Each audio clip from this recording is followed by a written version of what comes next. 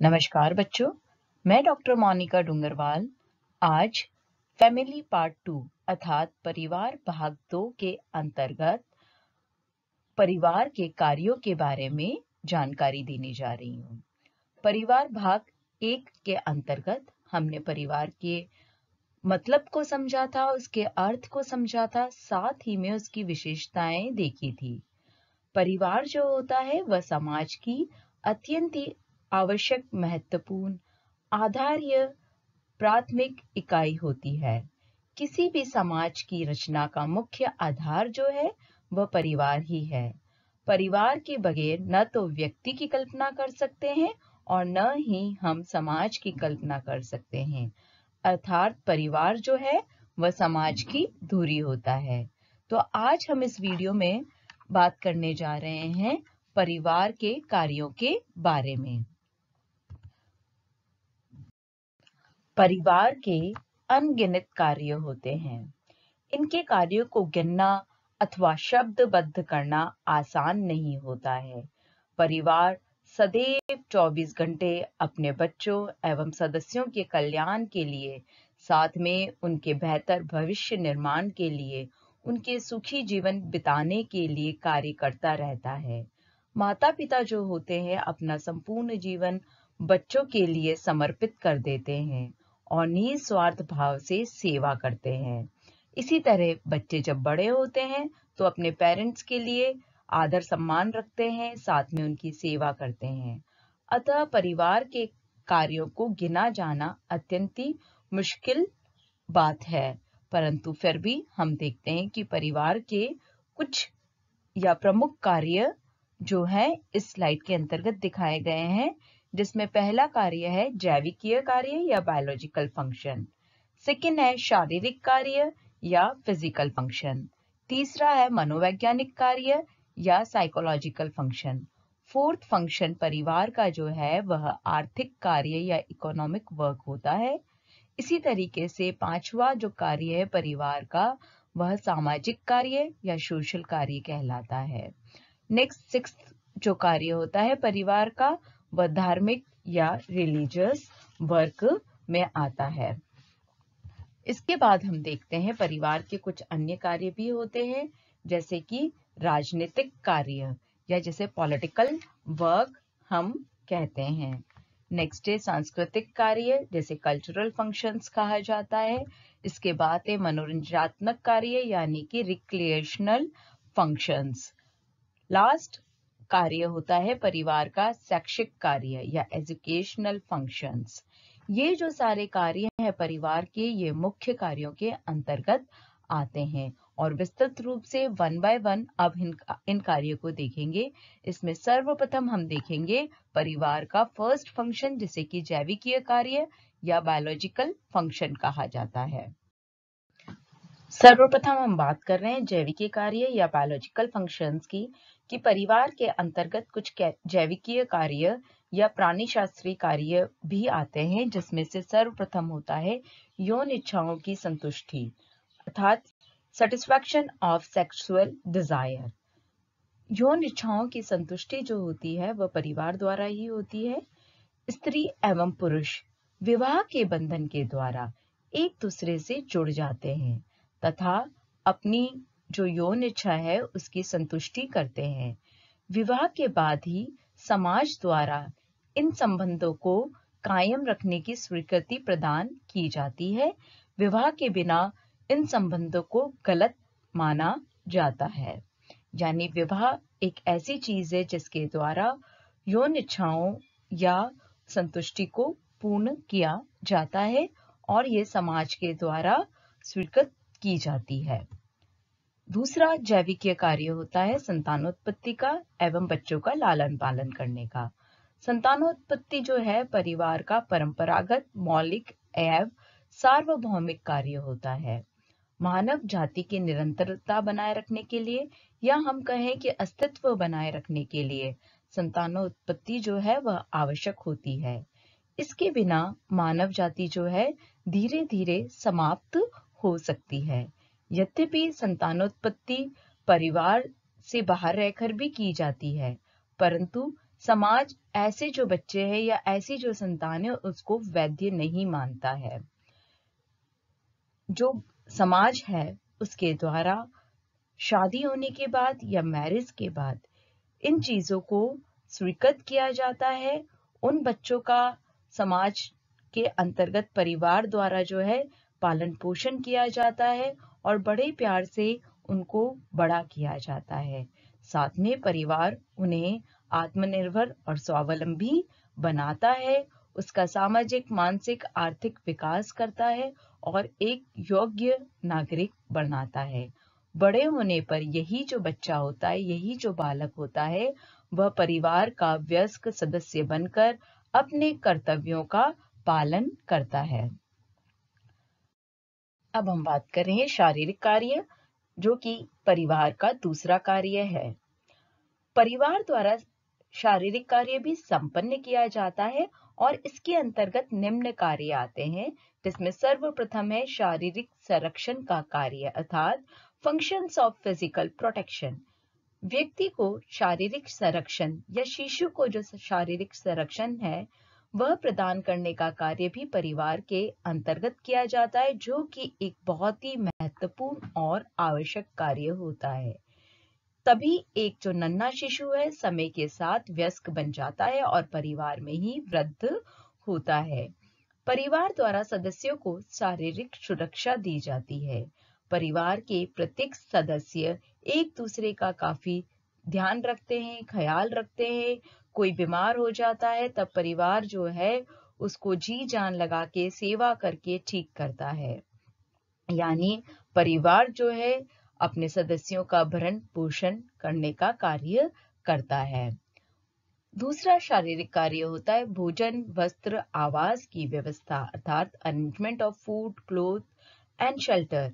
मनुष्य का सर्वाधिक सुरक्षित स्थल जो है अपना घर या होम होता है, जहां परिवार के लोग रहते हैं।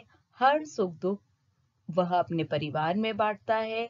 जन्म से लेके मृत्यु पर्यंत उसकी आवश्यकताएं एवं इच्छाओं की जो पूर्ति होती है वह परिवार द्वारा ही होती है। परिवार अपने सदस्यों के लिए भोजन, वस्त्र एवं आवास की व्यवस्था करता है। स्वयं भूखा रहकर भी माता पिता जो होते हैं अपने बालकों को भोजन खिलाते हैं और उन्हें हर तरह की सुख सुविधा उपलब्ध कराने की भरपूर कोशिश या चेष्टा करते हैं। नेक्स्ट जो फंक्शन होता है सुख सुविधाएं प्रदान करने की व्यवस्था करना। परिवार द्वारा अपने बच्चों को या अपने सदस्यों को कंफर्ट प्रदान करने का कार्य किया जाता है। मानव का जो स्वभाव होता है बच्चों, वह एक आराम का स्वभाव होता है। वह चाहता है कि वह अपना जीवन जो है सुखपूर्वक व्यतीत करे। इसके लिए उसे भौतिक वस्तुओं की आवश्यकता पड़ती है।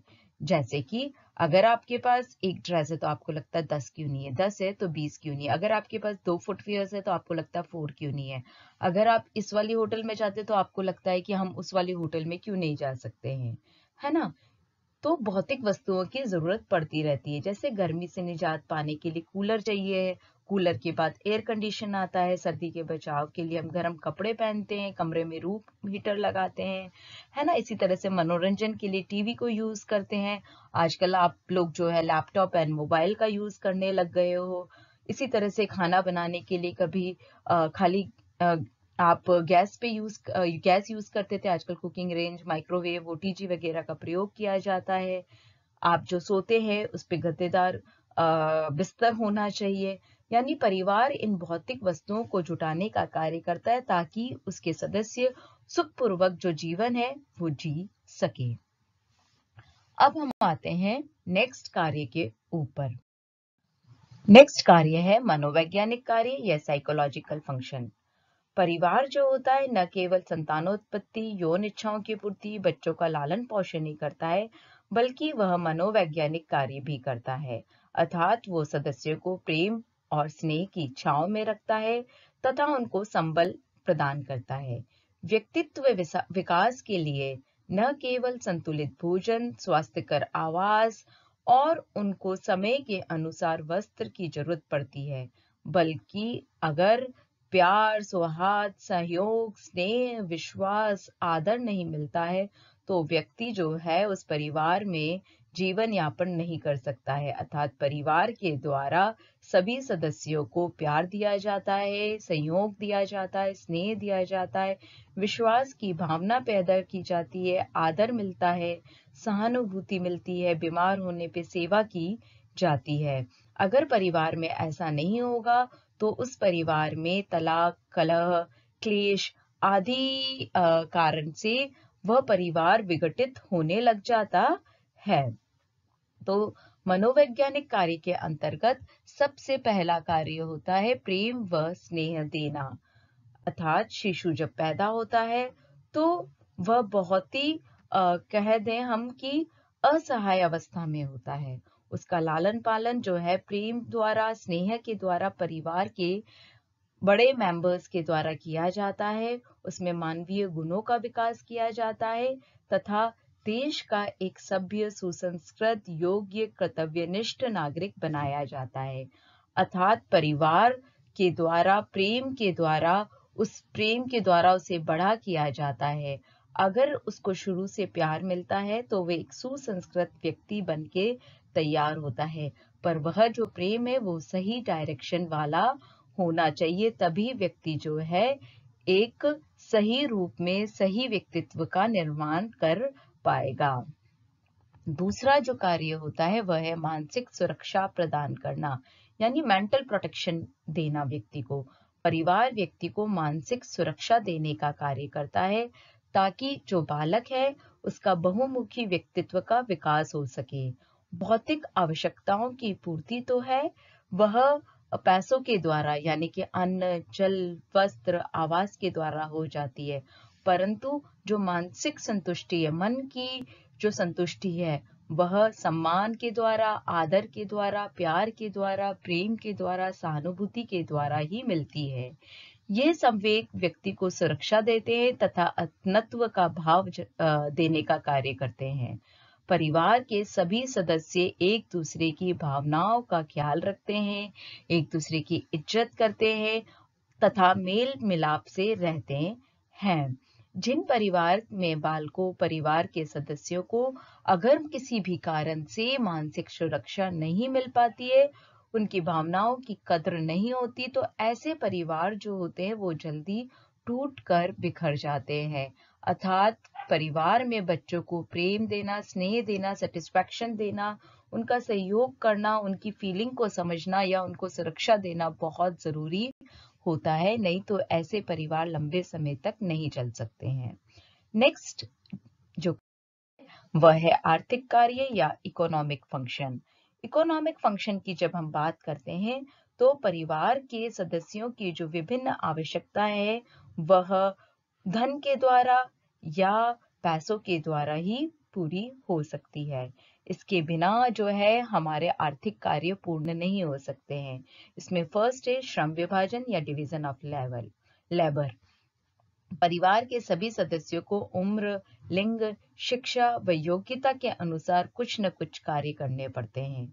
पुरुष जो है घर के बाहर जाकर नौकरी, व्यवसाय या कोई और कार्य करता है और उसके द्वारा धन उपार्जन करता है और इसके द्वारा जो है वह परिवार में सभी सदस्यों की इच्छाओं को पूर्ण करता है। इसी तरीके से महिलाएं घर का कार्य करती है, बच्चों का लालन पालन करती है, घर के जो बड़े सदस्य हैं उनकी सेवा करती है। साथ में आजकल महिलाएं भी धन के कमाने के लिए बोले बच्चों हम, या खुद को इंडिपेंडेंट बनाने के लिए बोले, धनोपार्जन के कार्य करने लगी है। भली वो घर पे रह के कोई बिजनेस चलाए, बाहर जाके कोई बिजनेस करे या कोई सर्विस करे, यानी व्यक्ति के द्वारा घर पे रहकर घर के बाहर जो है धन उपार्जन के कार्य किए जाते हैं। साथ ही परिवार में डिवीजन ऑफ लेबर, श्रम का विभाजन भी होता है। हम धीरे धीरे बच्चों के अंदर भी यह श्रम करने के कार्य को डालते हैं, जिसके द्वारा परिवार के जो कार्य होते हैं वह आराम से चल सके। हमें कोई भी आवश्यकता है, भली बच्चों को स्कूल में पढ़ाना है, उनका ट्यूटर लगाना है, नौकरानी से काम करवाना है, सब्जी खरीदनी है या कोई और श्रम करना है, सभी के लिए धन की आवश्यकता होती है। साथ में परिवार में जब तक श्रम विभाजन नहीं होगा तब तक वो परिवार स्वस्थ परिवार का निर्माण नहीं कर पाएगा। उत्पादक इकाई या प्रोडक्टिव यूनिट परिवार द्वारा उत्पादक इकाई किए जाते हैं। परिवार आर्थिक क्रियाओं का केंद्र होता है। कृषक परिवार में कृषि कार्य परिवार के सभी सदस्य मिलजुल कर करते हैं, है ना। इसी तरीके से परिवार के अंदर जो है अगर कोई छोटा कार्य या धंधा चल रहा है, कहने का मतलब एक गृह उद्योग जिन घरों में होते हैं वहां पर भी सभी लोग जो है मिलकर कार्य करते हैं, यानी उत्पादक इकाई या प्रोडक्टिव यूनिट की तरह से कार्य किया जाता है। नेक्स्ट कार्य होता है आर्थिक कार्य के अंतर्गत बचत एवं विनियोग का प्रबंध।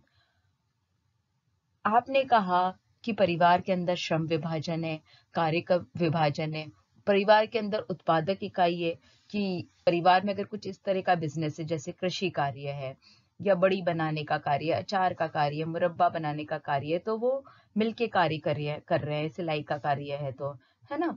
इसी तरीके से वह जो कमाता है उसका बचत करना भी जरूरी होता है। साथ में उस धन का कहीं ना कहीं प्रयोग किया जाना या विनियोग किया जाना भी जरूरी होता है। यानी परिवार जो है बचत भी करता है और अपने बचाए हुए धन का विनियोग विभिन्न साधनों में करके लाभ कमाता है। जीवन बीमा जैसी संस्थाओं में धन विनियोग करके वह जोखिम को कम करने का कार्य करता है तथा मरने के बाद भी परिवार को आर्थिक संरक्षण देता है ताकि परिवार के जो सदस्य है वह सुखपूर्वक जीवन को गुजार पाए। नेक्स्ट है उत्तराधिकार का निर्धारण करना। आमतौर पर सभी परिवार धन अर्जित करते हैं और वो चाहते हैं कि यह धन जो है उनकी अगली पीढ़ी को काम आए। इसलिए घर का जो मुखिया होता है वह अपनी संपत्ति जो है उत्तराधिकारी या अपने बाद जो भी बच्चा है उसको सौंप देता है। यानी पितृसत्तात्मक जब परिवार होता है तो पिता की संपत्ति जो है उस पर पुत्र का अधिकार होता है और उसके अगर एक से अधिक बच्चे हैं तो उनमें वह बांट देता है। इसी तरीके से जहां पर सत्तात्मक परिवार होते हैं वहां पर संपत्ति का जो हकदार होती है उनकी बेटियां होती है ना। परंतु आजकल बेटे और बेटियों में फर्क नहीं किया जा रहा है और सभी में संपत्ति को बराबर हकदार माना जा रहा है, यानी उनको हिस्सा दिया जा रहा है। यानी हम परिवार के अंदर उत्तराधिकारी का निर्धारण करने का कार्य भी करते हैं। अब हम बात कर रहे हैं सामाजिक कार्यों की, कि सामाजिक कार्य भी बहुत ही अत्यंत कार्य होता है परिवार का, हम इसको नकार नहीं सकते हैं। बालक जो है वह एक सभ्य सुसंस्कृत सामाजिक प्राणी बनना बहुत जरूरी होता है, तभी किसी समाज का विकास हो सकता है, किसी देश का विकास हो सकता है। इसके अंतर्गत सबसे पहला कार्य होता है समाजीकरण का कार्य, अर्थात व्यक्ति का समाजीकरण परिवार में ही होता है। बच्चा जब जन्म लेता है धीरे धीरे बड़ा होता है, उसका लालन पालन होता है, उसे बोलना सिखाया जाता है, खेलना सिखाया जाता है, खाना पीना सिखाया जाता है, उसे पढ़ना सिखाया जाता है। तो अगर उसके संस्कार अच्छे होंगे तो उसके अच्छे सामाजिक गुण डेवलप होंगे और वह दूसरों की मदद करने के लिए तत्पर रहेगा। दूसरा कार्य होता है सामाजिक स्थिति निश्चित करना। परिवार अपनी स्थिति समाज में बेहतर बनाए रखने के लिए अनेक सामाजिक कार्य करता है ना। जैसे कि पर्व, त्योहार, उत्सव समाज के साथ मिलजुल कर मनाता है। यदि समाज द्वारा कोई नियम, परंपरा, कानून बनाए गए हैं तो उसको मानता है। एक बार समाज में परिवार की स्थिति निर्धारित हो जाती है तो वो कई पीढ़ियों तक उस अनुरूप चलता रहता है। सामान्यतः व्यक्ति समाज में अपनी एक अच्छी स्थिति को बनाना चाहता है जिससे कि वो अच्छा सामाजिक जीवन यापन कर सके। इसी तरीके से सामाजिक नियंत्रण भी सामाजिक कार्य के अंतर्गत आता है। यदि व्यक्ति पर परिवार का नियंत्रण नहीं होगा तो वह गलत कार्य करने लगेगा और जो है उस परिवार का विनाश हो सकता है। परिवार का नियंत्रण रहने से व्यक्ति जो है वह सही दिशा में, या हम यूं कहें कि वह प्यार से बड़ा होता है और अच्छे कार्य करने के बारे में सोचता है। उसका जो दृष्टिकोण होता है समाज के लिए वह पॉजिटिव होता है। नेगेटिव एटीट्यूड में जब व्यक्ति कार्य नहीं करेगा तो वो किसी भी गलत कार्य को करने से दूर रहेगा और दूसरों को भी करने से रोकता है। इसी तरीके से वह मानव सभ्यता को एक पीढ़ी से दूसरी पीढ़ी तक पहुंचाने का कार्य करता है। नेचुरली व्यक्ति अपने समाज के नियम का पालन कर रहा है। वह समाज के दिए हुए रूल्स के निभाते हुए या नियम को निभाते हुए उन परंपराओं को आगे बढ़ाता है, अर्थात वह एक पीढ़ी से दूसरी पीढ़ी तक पहुंचाने का कार्य करता है। परिवार के सदस्य जो कुछ भी परिवार में रहकर सीखते हैं वही अपने बच्चों में आगे बढ़ाते हैं, यानी कि वह अपने सामाजिक नियम को, सामाजिक तौर तरीकों को, स्नेह को, प्रेम को पीढ़ी दर पीढ़ी बढ़ाने का कार्य करते हैं। इसी तरीके से अब हम नेक्स्ट कार्य धार्मिक कार्य के ऊपर आते हैं। समाज में रहकर व्यक्ति अपने केवल सामाजिक, आर्थिक, शारीरिक, दैविक कार्य नहीं करता है, साथ में धार्मिक कार्य भी करता है। वह जिस धर्म को मानता है उसका पालन करता है। परिवार में रहकर बच्चा उस धर्म का अनुयायी बनता है तथा ईश्वर की भक्ति भाव से उपासना, पूजा, अर्चना करता है। धार्मिक प्रवृत्ति के विकास से बच्चे में नैतिकता का विकास होता है। नेक्स्ट कार्य होता है राजनीतिक कार्य। राजनीतिक कार्य जो है वह परिवार में रहकर ही बच्चा देखता है और सीखता है। परिवार राजनीतिक शिक्षा का एक सशक्त माध्यम होता है। इसे हम राज्य का एक छोटा सा स्वरूप कह सकते हैं। जिस तरह से राज्य में राज्यपाल होता है, परिवार में भी एक मुखिया होता है जिसकी आज्ञा या आदेश की पालना परिवार का हर सदस्य करता है ना। इसी तरीके से जैसे राज्य में कार्य का विभाजन होता है, परिवार में भी कार्य का विभाजन होता है।